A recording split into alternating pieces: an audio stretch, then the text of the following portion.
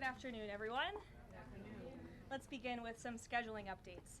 Tomorrow, President Trump will travel to the great states of Ohio and Kentucky, where he will tout his economic victories and detail the administration-wide efforts to continuing lowering prices to make everyday life more affordable for working Americans. The president will visit Thermo Fisher Scientific in Ohio and give remarks at Verst Logistics in Kentucky. On Thursday, President Trump and the First Lady will host a Women's History Month event in the East Room. And on Friday, the president will sign several executive orders, and we will provide more details on those later this week. As President Trump shared with the American people last night, the United States military is making tremendous strides towards achieving our military objectives for Operation Epic Fury. 10 days in, this campaign has been a resounding success thus far, and America's warriors are winning this important fight at an even faster pace than we anticipated. More than 5,000 enemy targets have been struck so far. Iran's ballistic missile attacks are down more than 90%, and their drone attacks are down by approximately 85% since the start of Operation Epic Fury. The United States is also annihilating the Iranian regime's navy, and we have destroyed more than 50 Iranian naval vessels, including a major drone carrier ship. None of the regime's vessels are operating in major regional waterways, and the Iranian Navy has been assessed as combat ineffective. The trend is clear. U.S. combat capabilities are increasing and growing more lethal and dominant by the day, while the Iranian terrorist regime's ability to respond has rapidly declined. Now, the U.S. military is moving to dismantle Iran's missile production infrastructure. Our incredible B-2 bombers recently dropped dozens of 2,000-pound penetrator bombs on deeply buried missile sites. Last night, President Trump reiterated his commitment toward keeping oil flowing through the Strait of Hormuz so the United States and all of our allies can receive their energy needs. President Trump will not allow rogue Iranian terrorists to stop the freedom of navigation and the free flow of energy. Let me be clear. It is a good thing to wipe out terrorists who indiscriminately target civilians and attempt to hold the global economy hostage, and President Trump should be commended for doing so. As the president made unequivocally clear to the remaining elements of this terrorist regime in his statement yesterday, if they do anything to stop the flow of oil or goods within the Strait of Hormuz, they will be hit by the world's most powerful military 20 times harder than they have been hit thus far. Moving forward, the stated objectives for Operation Epic Fury remain the same: destroy the terrorist regime's ballistic missiles, raise their Iranian missile industry to the ground, ensure their terrorist proxies can no longer destabilize the region, and ensure that Iran never obtains a nuclear weapon. President Trump remains confident these goals will be accomplished in swift fashion. As for the oil, President Trump fully expected the rogue Iranian regime to try and disrupt the global markets. That's why President Trump and his energy team have been planning for this long before the strike and have moved quickly to address these temporary disruptions. Thus far, the Trump administration has offered political risk insurance to tankers operating in the Gulf. The Treasury temporarily waived certain oil-related sanctions, and the Commander-in-Chief has offered the U.S. Navy to escort tankers when necessary. The president and his energy team are closely watching the markets, speaking with industry leaders, and the U.S. military is drawing up additional options following the president's directive to continue keeping the Strait of Hormuz open. I will not broadcast what those options look like, but just know the president is not afraid to use them. Rest assured to the American people, the recent increase in oil and gas prices is temporary, and this operation will result in lower gas prices in the long term. Once the national security objectives of Operation Epic Fury are fully achieved, Americans will see oil and gas prices drop rapidly, potentially even lower than they were prior to the start of the operation. And we will live in a world where Iran can no longer threaten the United States or our allies with a nuclear bomb. On another matter here at home, President Trump is urging Congress to pass the Save America Act, one of the most critical pieces of legislation in our nation's history. The Save America Act is overwhelmingly popular with all Americans because each provision is rooted in common sense. The Save America Act has 5 simple requirements as requested by the President of the United States. Number 1, voters have to show ID to cast a ballot in an American election. Very simple. 90% of Americans, including more than 80% of Democrat voters, agree with this. Number 2, the Save America Act will require all voters to show proof of citizenship in order to register to vote in American elections. Again, this is popular and rooted in common sense. Only American citizens have the right to vote in American elections.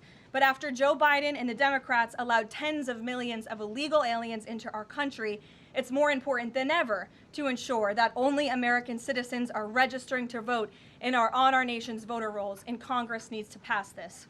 Number 3, the Save America Act abolishes the incredibly unsecure practice of universal mail-in ballots, which throw the door wide open for fraud.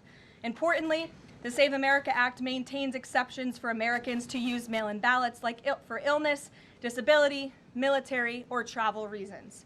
The bipartisan 2005 report of the Commission on Federal Election Reform, shared by, of all people, former President Jimmy Carter and former Secretary of State James Baker, concluded that, quote, absentee ballots remain the largest source of potential voter fraud, and it is time for Congress to finally address this.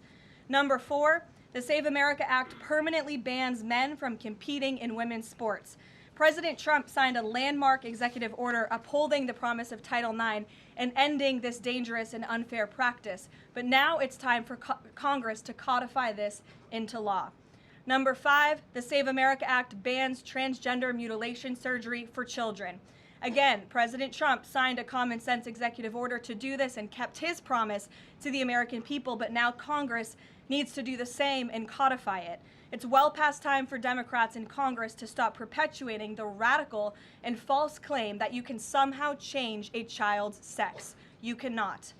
Passing the Save America Act is the most important thing that Republicans and, frankly, Democrats can do to strengthen election integrity and protect our democracy. It's what the American people elected Republicans to do, and they must deliver on it as soon as possible. The President is calling on Congress to get the job done and send this historic piece of legislation to his desk immediately for signature.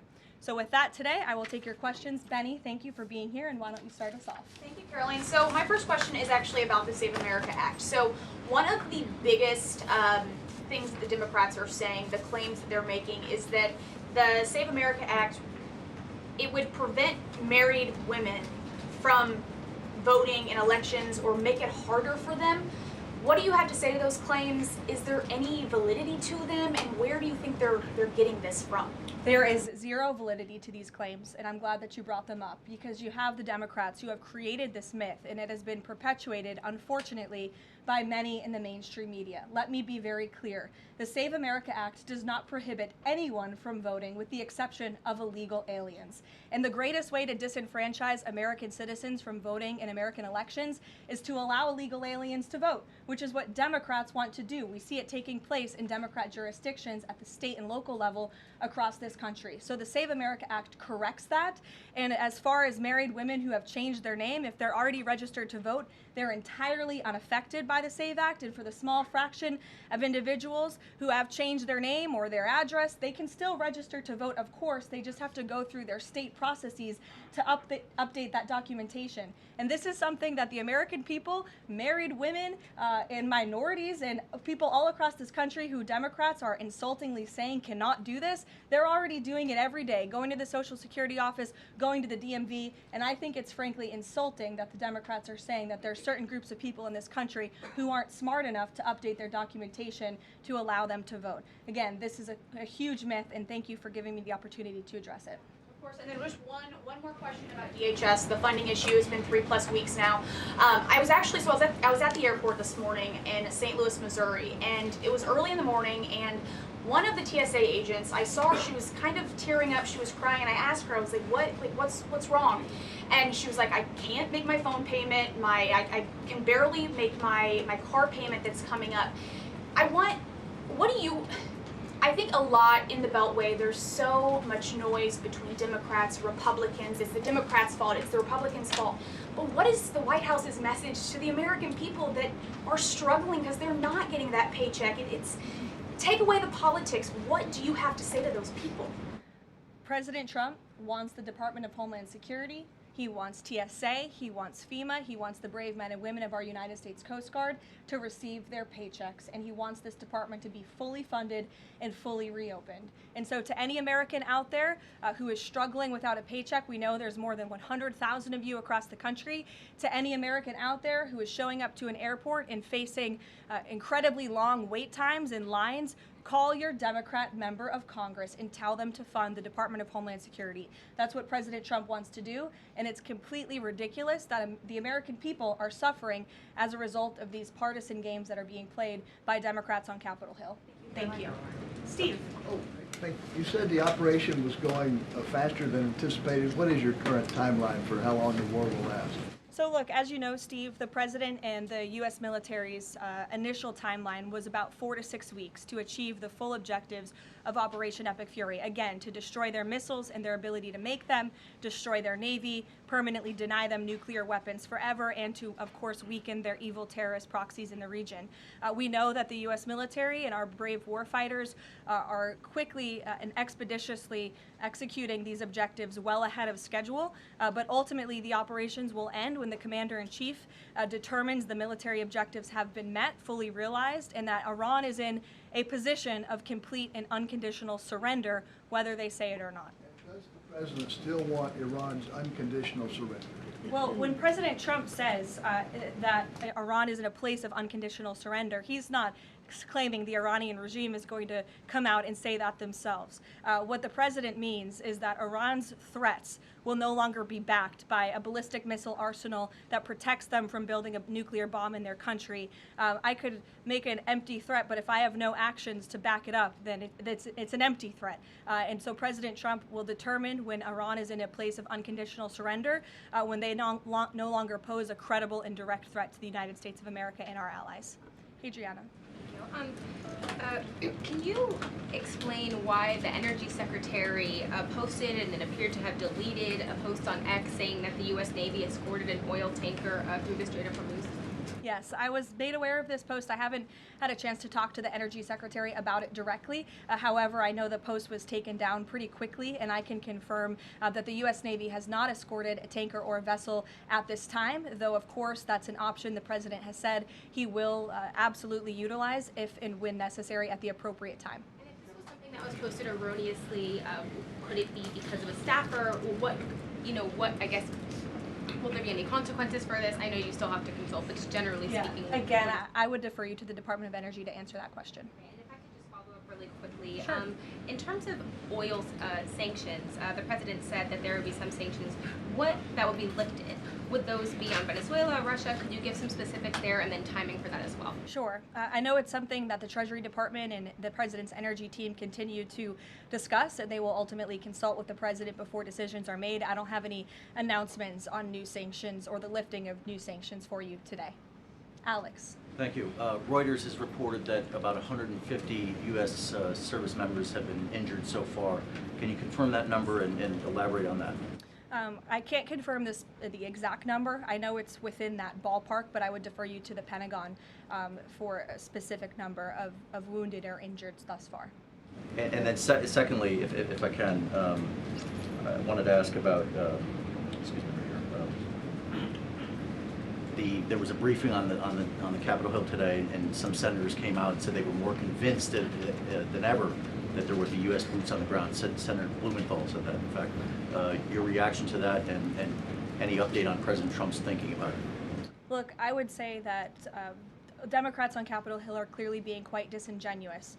3 years ago, not a single Democrat voted against the resolution condemning Iran as the world's leading state sponsor of terror. Yet now, with President Trump as commander-in-chief finally taking the action that so many Democrats have called on the commander-in-chief to do for many, many years to wipe out the threat of a rogue Iranian terrorist regime. Now, all of a sudden, Democrats are playing politics with this long-standing bipartisan policy of the United States, and 53 of them in the House recently voted against the resolution condemning Iran as the world's state sponsor of terror.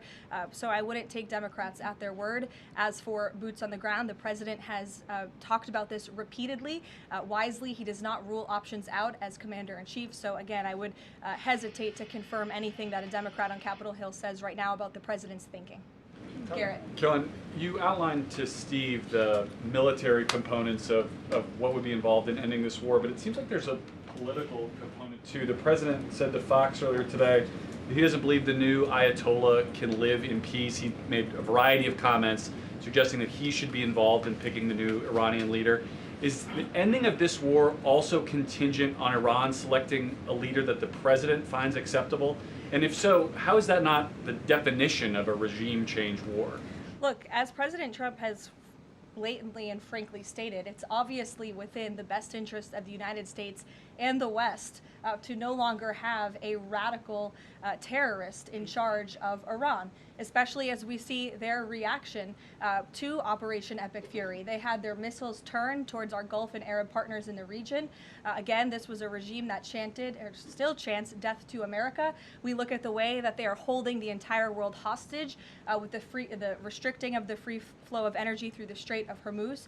So the president, I think, is making quite an obvious comment. Again, as for the timeline of the military operations with respect to Iran, we have objectives that we have laid out that the commander-in-chief wants to see achieved. When they are achieved, then it will ultimately be up to the president to end this operation. Okay, so I think you're not exactly addressing my question, though. Is that political objective also necessary for the president to decide to end this war? Look, again, I just told you the objectives of Operation Epic Fury. When those objectives are met, the president will dictate the end of these operations when he deems that Iran no longer poses a credible threat to the United States of America. And again, it goes back to what does that unconditional surrender look like? Iran can talk all they want, and their words will be very empty when we've completely annihilated their navy as we are doing, when we've taken out the threat of their ballistic missile capability, when we can firmly, finally ensure that they can no longer make a nuclear bomb to threaten the United States and our allies and our troops in the region. And that's what President Trump is ultimately seeking to do with respect to this operation. Jennifer. There was a shooting outside of a synagogue in Baltimore. Do you know if the president has been briefed on that, and do you have any more details on what happened? I don't, but we certainly will get you more details, Jennifer, and I don't know if the president has briefed, but I'll check on that when I get back to the Oval Office after this. Sure. Thanks, Caroline. The president said yesterday for the first time that he had to strike Iran because he believes that Iran was going to strike U.S. targets within 7 days. And then he bumped that down later to 3 days. Where is he getting that? Well, that's not the first time the president has said that he chose to launch Operation Epic Fury because he felt as though Iran was going to strike the United States and our assets in the region first. Again, I addressed this in the last briefing. This was a feeling the president had based on facts provided to him by his top negotiators who had been engaged with the Iranian regime in a good faith effort. The Iranian regime was lying, deceiving the United States of America, clearly trying to continue their nuclear program to create a bomb that would, of course, threaten the United States of America.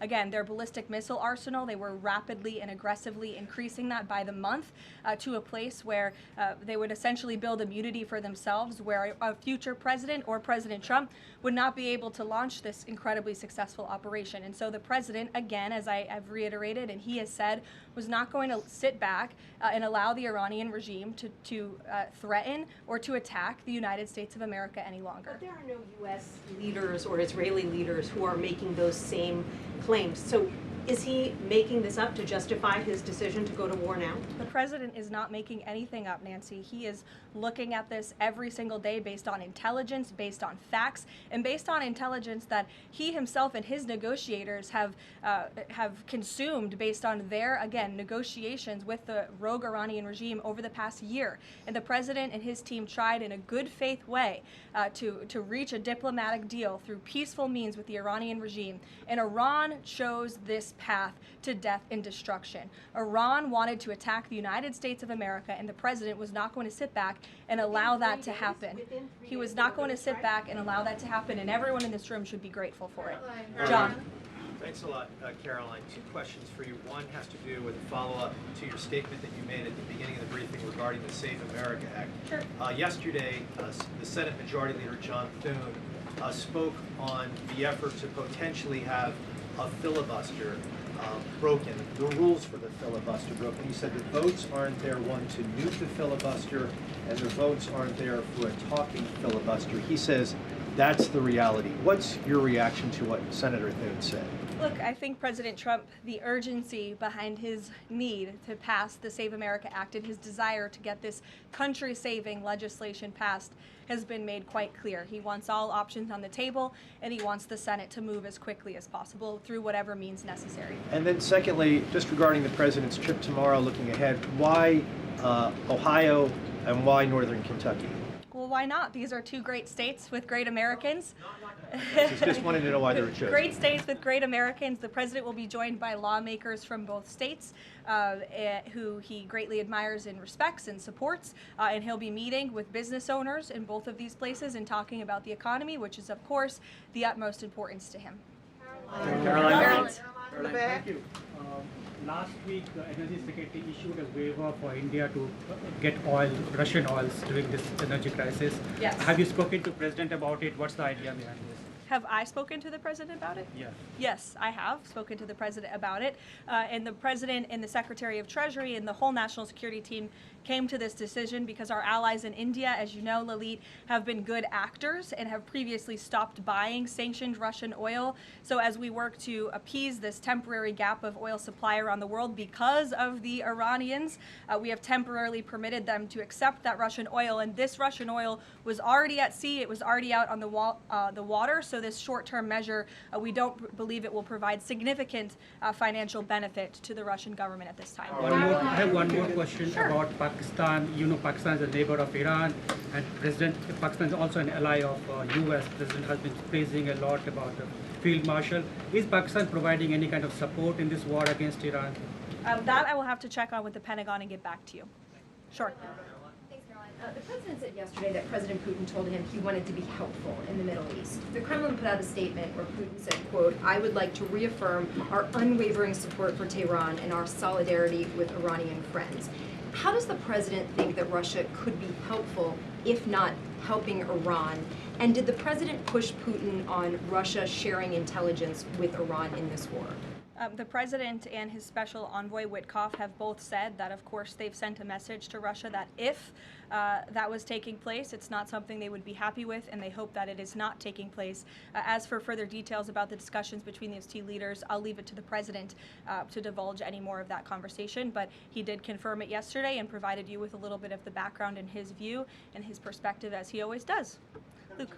Regarding the missile strike on the Iranian school, how long does the administration expect that investigation to take, and will the White House or the Department of Defense release a full report of its findings once the investigation is complete? The Department of War will do that. The investigation continues, and as the president said yesterday at his press conference, he will accept the conclusion of that investigation, whatever it may be.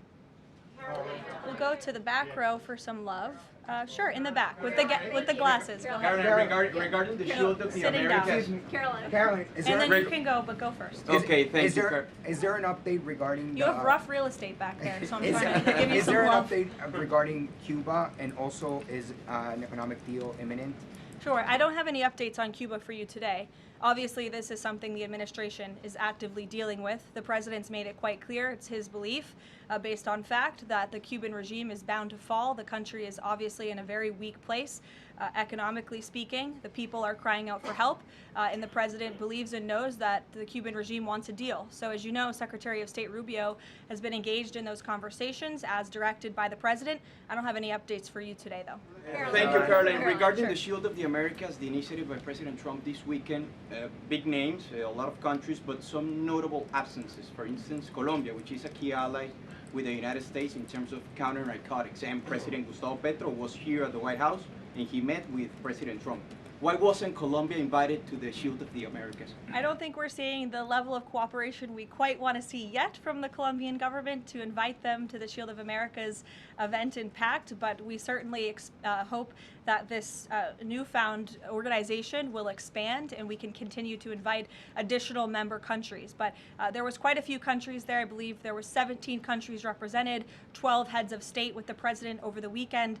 They signed a defense agreement with all of our militaries to emphasize the need to combat drug cartels through Latin America in the Western Hemisphere, and ultimately, of course, to curb the illegal trafficking of drugs to the United States, which is the president's utmost priority in all of this. So it was a great event on Saturday, and we look forward to the coalition expanding.